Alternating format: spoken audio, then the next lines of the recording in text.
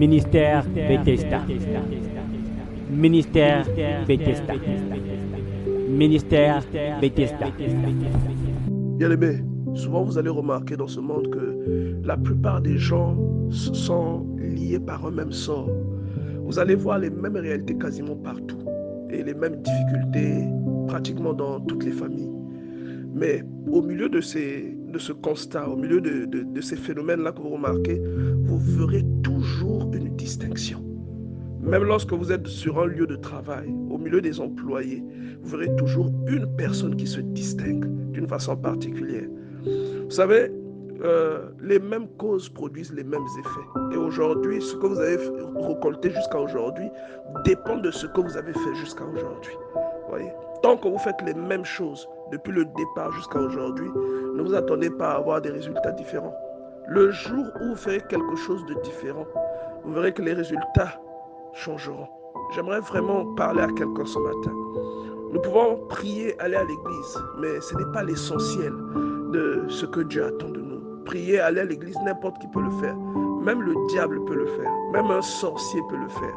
Ce que Dieu attend de toi, c'est que tu te distingues dans ta façon de servir Dieu ou encore dans ta conviction, que tu te distingues dans ta façon d'obéir aux préceptes divins. Une personne qui obéit à Dieu et une personne qui sait que Dieu existe n'ont pas le même résultat. Une personne qui sert Dieu en esprit, avec son cœur, et une personne qui va à l'église de manière conventionnelle, seulement parce que son père y va, parce que sa soeur ou sa mère y vont, ils n'auront pas les mêmes résultats. Voyez? Or, pour aller servir Dieu avec son cœur et avec son esprit, il faut connaître Dieu. Pour connaître Dieu, il faut aller dans sa parole. J'aimerais vraiment que quelqu'un comprenne cela. La plupart des problèmes que vous remarquerez dans votre vie, je dis bien la plupart des problèmes, peuvent être résolus par la prière. La plupart d'entre eux. Et vous voyez dans les évangiles que le Seigneur gère tous les problèmes qu'il rencontre, des problèmes de maladie, des problèmes de possession, des problèmes de paralysie, quelle que soit la nature du problème, il règle les problèmes. Même la mort, il règle avec la prière. Donc la plupart des problèmes dans la vie d'un être humain peuvent se régler avec la prière. Et vous savez, même quand on nous parle de la mort dans les évangiles, ne voyez pas seulement la mort physique. Il y a beaucoup de choses qui peuvent mourir dans une personne, mais la personne est toujours là, elle est vivante. Souvenez-vous d'Adam. Dieu lui a dit, le jour où tu mangeras du fruit de cet arbre, tu mourras. Mais lorsqu'ils ont mangé avec Ève, ils ne sont pas morts, ils sont restés vivants. C'est pour faire comprendre qu'il y a plusieurs sortes de morts. D'accord? Mais il y a des choses parfois qui ne marchent pas dans ta vie seulement par rapport à ce que tu ne fais pas. Et il y a des choses aussi qui meurent dans ta vie par rapport à ce qui n'est pas bien et que toi tu fais. Ouais, non? Mais si tu ne vas pas dans la parole de Dieu, il y a des choses que tu ne distingueras jamais. Il y a des choses contre lesquelles tu ne seras jamais alerté. Tu vas entendre de manière générale, on dit dans les 10 commandements, tu ne tueras pas, tu ne mentiras pas, tu ne voleras pas. Mais jamais tu ne liras, jamais tu ne sauras ce que Ésaïe dit lorsque Ésaïe déclare par exemple que si tu donnes ta subsistance à celui qui n'a rien, ta subsistance, c'est-à-dire que le peu qui te reste, la dernière bouchée qui te reste, tu la donnes à quelqu'un qui n'a rien. La Bible dit, le soleil se lèvera sur ta vie. Tu connaîtras ça comment? Tu connaîtras ça comment, bien-aimé? Si tu ne vas pas dans la parole pour lire cette partie où Dieu dit que si tu prends ta subsistance pour la donner à celui qui n'a rien, c'est-à-dire toi-même tu n'as rien, il te reste une bouchée, tu donnes cette bouchée à quelqu'un, il dit le soleil se lèvera dans ta vie et on t'appellera réparateur de brèches.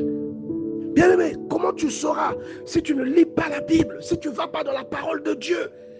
Ésaïe chapitre 58 verset 7, partage ton pain avec celui qui a faim et fais entrer dans ta maison les malheureux sans asile. Comment tu sauras ça? Si tu écoutes la parole de Dieu depuis un écho, depuis un répéteur, si toi-même tu ne vas pas à la source pour expérimenter, comme Élie qui reçut l'ordre de Dieu d'aller boire l'eau du torrent, d'aller près du torrent de Kérit et d'aller boire l'eau du fleuve, comment tu expérimenteras, comment tu connaîtras le goût si on t'a dit ça seulement de loin?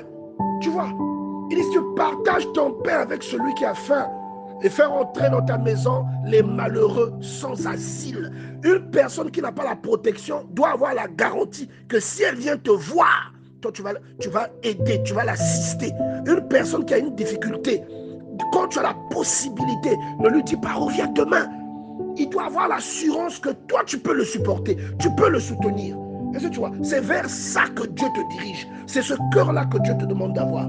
Il dit, si tu vois un homme nu, couvre-le. Ne te détourne pas de ton semblable. Donc quand tu vois quelqu'un en difficulté, si tu as la possibilité de l'aider, aide cette personne. C'est ce que Dieu te dit. Mais toi, tu vois seulement, tu ne tueras point, tu ne mentiras point, tu ne voleras point. Mais comment ces détails-là seront connus? Les détails profonds là, qui sont dans la parole. Comment est-ce que tu vas les connaître? Que tu vas les ressentir. En lisant la Bible dit que les paroles que je vous donne sont esprit et vie. Comment tu vas ressentir ça dans ton cœur? Autre qu'en lisant la Bible. Tu vois? Comment tu vas ressentir? Même quand on te prêche la parole, il faut que tu ailles dans les Écritures, aller méditer ce qu'on t'a prêché, que tu lises et que cette parole naisse en toi, que cet esprit naisse en toi. Ésaïe 58, verset 8, il dit que alors, donc si tu fais ça, alors la lumière pointera comme l'aurore, ta lumière pointera comme l'aurore et ta guérison germera promptement. Il y a des maladies qui demeurent dans ta vie seulement parce que tu n'es pas une bonne personne, seulement parce que tu n'es pas une personne généreuse, seulement parce que tu n'es pas une personne vertueuse. Voilà pourquoi tu restes malade jusqu'à aujourd'hui. C'est pas moi qui le dis, c'est la parole de Dieu qui le dit. Seulement parce que tu n'es pas une personne vertueuse, tu vas rester malade jusqu'à aujourd'hui. Tu es une personne parfois ingrate, tu es une personne médisante, tu es une personne recalcitrante, compliquée, belliqueuse. Tu aimes te disputer avec les gens, tu aimes toujours critiquer les défauts des autres. Comment Dieu va te bénir? Et comment tu le sauras si tu ne lis pas cette parole? Voyez, Ésaïe chapitre 58, à partir du verset 7, partage ton pain avec celui qui a faim et fais rentrer dans ta maison les malheureux sans asile. Si tu vois un homme nu, couvre-le et ne te détourne pas de ton semblable. Verset 8, alors ta lumière pointera comme l'aurore et ta guérison germera promptement. Ta justice marchera devant toi. C'est-à-dire là où tu vas, même quand les portes sont fermées, à cause de ta justice, les portes là vont s'ouvrir devant toi. Tu n'es pas encore arrivé, mais la condition est déjà arrangée. Dieu t'a précédé sur la route. Est-ce que tu vois? Parce que Dieu aime celui qui est juste. Dieu aime celui qui soutient les autres. Il aime celui qui aime les autres. Il aime celui qui ne s'attarde pas sur les défauts des autres. Il aime celui qui encourage les autres. Il aime celui qui arrose les autres. Il aime celui qui recherche la vertu.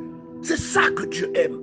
Et ça, tu deviens conscient de ça, que lorsque tu vas dans la parole de Dieu, tu vois, autrement tu ne seras jamais conscient. Tu vas t'arrêter à tu ne tueras pas, tu ne mentiras pas, tu ne voleras pas. Tu vas t'arrêter à ces choses-là.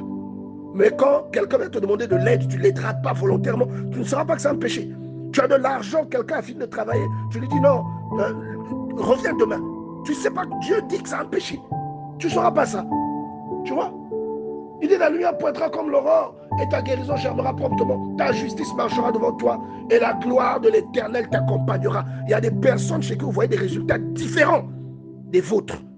Ces personnes-là ils appliquent ces préceptes ici que je suis en train de vous lire. Ils appliquent ces choses. Et vous voyez la gloire de Dieu dans leur vie. Vous voyez des choses s'illustrer dans leur vie. Vous comprenez? Verset 9, il dit, alors tu appelleras et l'Éternel te répondra. Donc le secret de l'exaucement, c'est quand tu fais le bien autour de toi. Le secret de l'exaucement, c'est quand tu es agréable à ton frère. Pas seulement à Dieu, mais à ton frère aussi. Parce que Dieu est dans ton frère. C'est ce que Dieu est en train de t'enseigner ce matin. Tu vois? Tu es un très bon croyant. Tu es tout le temps, tu ne manques jamais un culte. Tu donnes tes offrandes, tu payes ta dîme. Mais curieusement, tu n'aimes pas l'autre qui est à côté de toi. Tu ne dis pas bonjour aux gens dans ton quartier. Mais comment Dieu va te bénir? Comment tu sauras ces choses-là? C'est-à-dire que tu atteins une dimension où la simple parole de Dieu devient ta source de guérison. Tu atteins une dimension où la simple parole de Dieu devient ta source de délivrance. Une dimension où Dieu te fait des promesses parce que tu as plongé dans sa parole. Mais quelle sorte de chrétien sommes-nous? C'est le chrétien qui va crier Alléluia à l'église mais qui ne sait rien de Dieu qu'il sert. Bien aimé, sortons de cet état d'esprit. Tu vois? Il dit tu crieras et il dira me voici. Dieu te dira me voici lorsque tu crieras à lui. Si tu éloignes du milieu de toi, le joug, les gestes menaçants et les discours injurieux, Au verset 10, il dit, si tu donnes ta propre substance à celui qui a faim, c'est-à-dire le peu qui te reste, quelqu'un en difficulté, tu lui donnes ça. Bien aimé, il dit, si tu donnes, si tu rassasies l'âme indigente, ta lumière se lèvera sur l'obscurité et tes ténèbres seront comme le midi. C'est-à-dire là où dans ta vie il y avait l'obscurité, la lumière va apparaître. Là où quelque chose ne marchait pas dans ta vie, la lumière va apparaître. La gloire de Dieu sera visible dans les aspects de ta vie qui étaient sombres. Là où les choses ne marchaient pas, là où tu avais des complications, la gloire de Dieu va apparaître. Pourquoi? Parce que tu auras donné ta substance à celui qui a faim et que tu auras rassasié l'âme indigente. Mais on ne parle pas que de nourriture. Certes, il s'agit littéralement de nourriture, mais il y a plusieurs sortes de nourriture. Le Seigneur Jésus s'est défini lui-même comme une nourriture. Il a défini sa parole comme une nourriture. Donc, celui par exemple qui annonce la bonne nouvelle, même si tu n'es pas un prédicateur, mais le simple fait parfois tu vois quelque chose qui te touche, qui peut bénir quelqu'un. Et qu'aujourd'hui nous avons les réseaux sociaux, tu mets ça sur ton statut. Quelqu'un lira ça et se répandira peut-être de mal parce que toi tu as posté ça. Et à ce moment tu contribues. C'est comme si tu as rassasié une âme indigente. Quelqu'un avait des soucis, toi tu postes une parole d'espérance, un verset biblique d'affermissement. Quand il va lire, il sera rassasié. Nous devons comprendre ce que Dieu essaie de nous dire ici. Et quand vous lisez la suite, il dit, l'Éternel sera toujours ton guide. Il rassasiera ton âme dans les lieux arides. C'est-à-dire, regardez, il y a par exemple dans le monde, il y a souvent des gens qui perdent leurs emplois, il y a des gens qui vivent une difficulté. Dans ce milieu-là, quand tu es croyant véritable, il y aura une distinction. Il y a chômeur et chômeur. Tu vois? Il y a sans emploi et sans emploi. Est-ce que vous comprenez? Il y a immigré et immigré. C'est-à-dire, il y a toujours deux cas, comme on dit souvent. Vous voyez? Il y a difficulté et difficulté. Il y a orphelin et orphelin. Il y a célibataire et célibataire. Quand tu es avec Dieu, ton célibat ne sera pas comme celui de quelqu'un qui n'a pas Dieu. Quand Dieu est dans ta vie, ta stérilité n'aura pas les mêmes fruits que la stérilité de celui qui est sans Dieu. Parce que lui, il sera challengé, il sera malheureux, mais toi, tu auras de l'espérance. Et ça finira par payer. Vous voyez? Quand tu as Dieu dans ta vie, il y aura une distinction. Est-ce que tu comprends? Il y aura une distinction. L'Éternel sera toujours ton guide. Il rassasiera ton âme dans les lieux arides, c'est-à-dire les lieux secs. Les lieux secs. Dieu va rassasier ton âme dans la sécheresse. Comprenez? Dans la sécheresse. Imaginez tout ce qui peut opposer à la sécheresse dans la vie d'une personne. Tous les aspects que l'on peut assimiler à la sécheresse dans la vie d'une personne. Ça peut être un manque d'opportunité. Ça peut être une indigence. Tu vois? Un manque d'abondance dans la vie de quelqu'un. Tu es un immigré depuis des années, mais tu n'as pas de papier jusqu'à aujourd'hui. Il y a beaucoup de choses. Tu n'es pas marié, tu es intelligent, mais tu n'as pas de travail. Il y a beaucoup de choses. Tu as de l'argent, tu as un salaire colossal, mais tu n'as pas de maison. Tu n'arrives pas à construire. Tu n'as pas d'économie. Tu n'arrives pas à épargner. C'est de la sécheresse. Et le Seigneur te dit, il sera toujours ton guide si tu fais ces choses-là qu'il t'a dites en amont. Et il rassasiera ton âme dans les lieux arides. Et il redonnera de la vigueur à tes membres. La parole, ou l'application de la parole de Dieu peut délivrer même un impuissant. Quelqu'un qui est sexuellement impuissant peut être guéri à cause de ces préceptes-là. Quelqu'un à qui il manque une certaine vigueur quelque part, même dans sa vie, peut être guéri.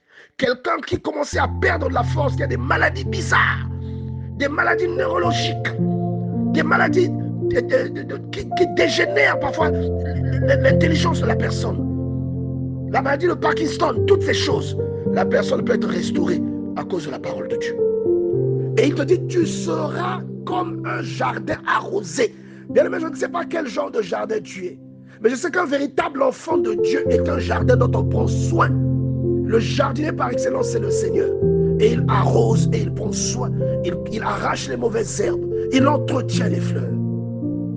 Parce que tu es sa propriété. Et tu fais sa fierté. Je ne sais pas quel type de jardin tu es. Mais il te dit que si tu appliques ces choses, tu seras comme un jardin arrosé, comme une source dont les eaux ne tarissent pas. Et nous retrouvons ici le psaume 1. Voyez bien aimé. Et il dit dans Ésaïe 58, verset 12, les tiens rebâtiront d'anciennes ruines. C'est-à-dire dans la famille de ce dernier, dans la famille d'une personne qui vit ces choses, qui met ces choses en pratique. Si quelque chose ne marchait plus dans cette famille, si la grâce s'était enfouie, à cause de toi, la grâce reviendra. À cause de toi, les gens rebâtiront. À cause de toi, on parlera de nouveau de cette famille. La lueur paraîtra à cause de toi, à cause de ta diligence, à cause de ta disposition. C'est pourquoi prends ton rôle au sérieux. Les gens rebâtiront d'anciennes ruines. Tu relèveras des fondements antiques. C'est-à-dire ce qui est dépassé, ce qui a été oublié, ce que plus personne n'expérimente. On dit que toi, tu relèveras cela. On dit que toi, tu rebâtiras cela.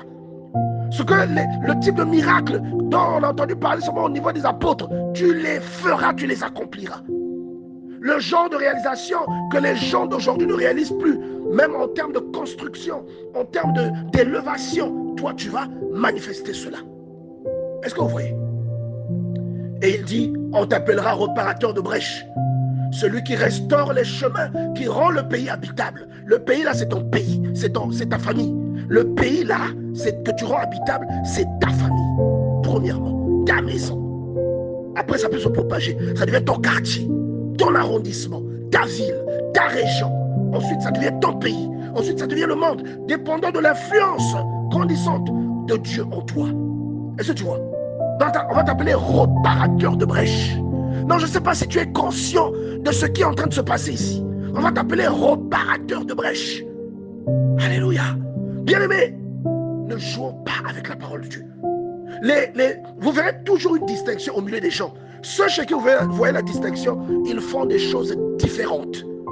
Ils font des choses différentes de celles que vous faites. Cherchez à vous rapprocher pour connaître ou cherchez à puiser dans les Écritures. Parce que ce que ces personnes font se trouve dans les Écritures. Si vous ne lisez pas la Bible, il y a un niveau de grâce que vous n'expérimenterez pas. C'est pourquoi j'aimerais t'inviter à incliner la tête et à saisir cette opportunité de dire à Dieu, Seigneur, peut-être que je me suis égaré. Seigneur, peut-être que je me suis trompé. Je t'en prie, restaure-moi. Donne-moi la volonté d'aller vers les choses que tu m'as recommandées. Donne-moi la volonté, Seigneur, d'aller explorer le trésor que tu as dissimulé dans ta parole.